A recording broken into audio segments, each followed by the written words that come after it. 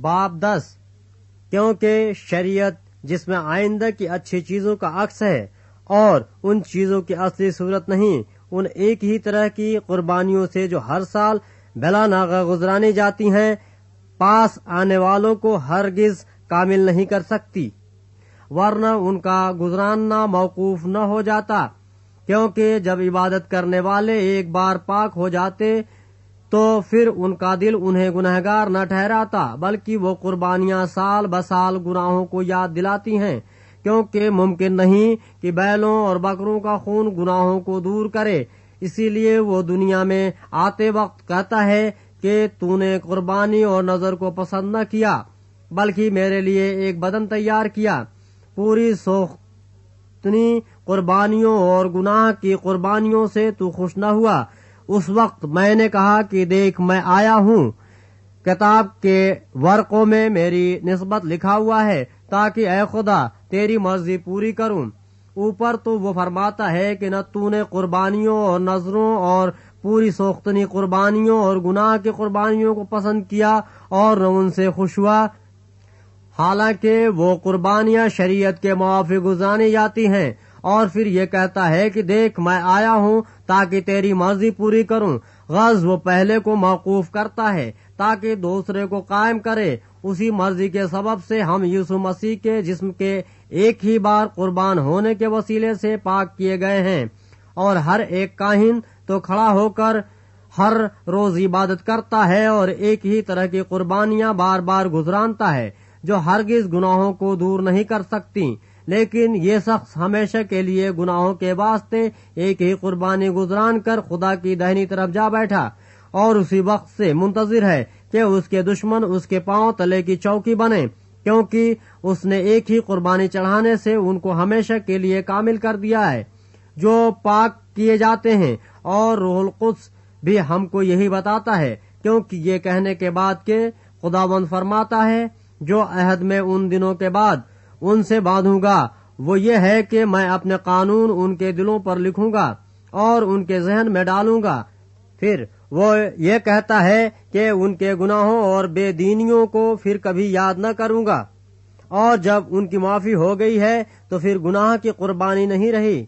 پس اے بھائیو، چونکہ ہمیں یسوع کے خون کے سبب سے اس نئی اور زندہ راہ سے پاک مکان میں داخل ہونے کی دلیری ہے جو اس نے پردہ یعنی اپنے جسم میں سے ہو کر ہمارے واسطے مخصوص کی ہے، اور چونکہ ہمارا ایسا بڑا کاہن ہے جو خدا کے گھر کا مختار ہے، تو آؤ ہم سچے دل اور پورے ایمان کے ساتھ اور دل کے الزام کو دور کرنے کے لیے دلوں پر چھینٹے لے کر اور بدن کو صاف پانی سے دھلوا کر خدا کے پاس چلیں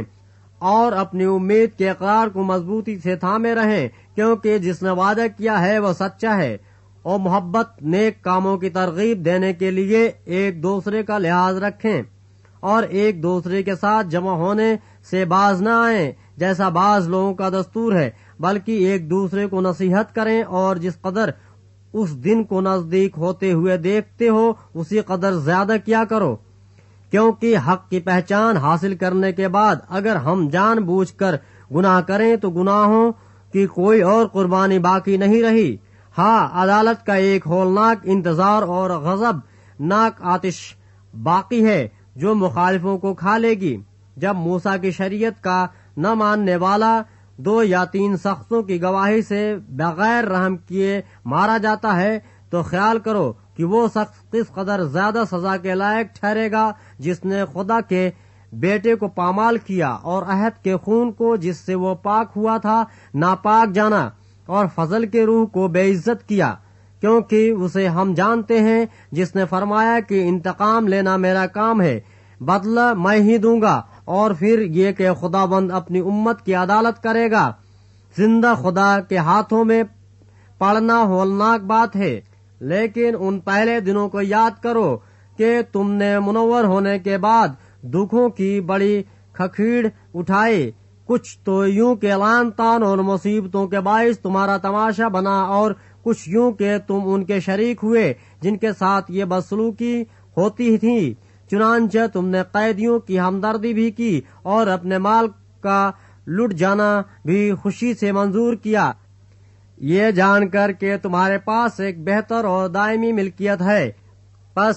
اپنی دلیری کو ہاتھ سے نہ دو، اس لیے کہ اس کا بڑا اجر ہے، کیونکہ تمہیں صبر کرنا ضرور ہے تاکہ خدا کی مرضی پوری کر کے وعدہ کی ہوئی چیز حاصل کرو۔ اور اب بہت ہی تھوڑی مدت باقی ہے کہ آنے والا آئے گا اور دیری نہ کرے گا، اور میرا راست باز بندہ ایمان سے جیتا رہے گا، اور اگر وہ ہٹے گا تو میرا دل اس سے خوش نہ ہوگا، لیکن ہم ہٹنے والے نہیں کہ ہلاک ہوں، بلکہ ایمان رکھنے والے ہیں کہ جان بچائیں۔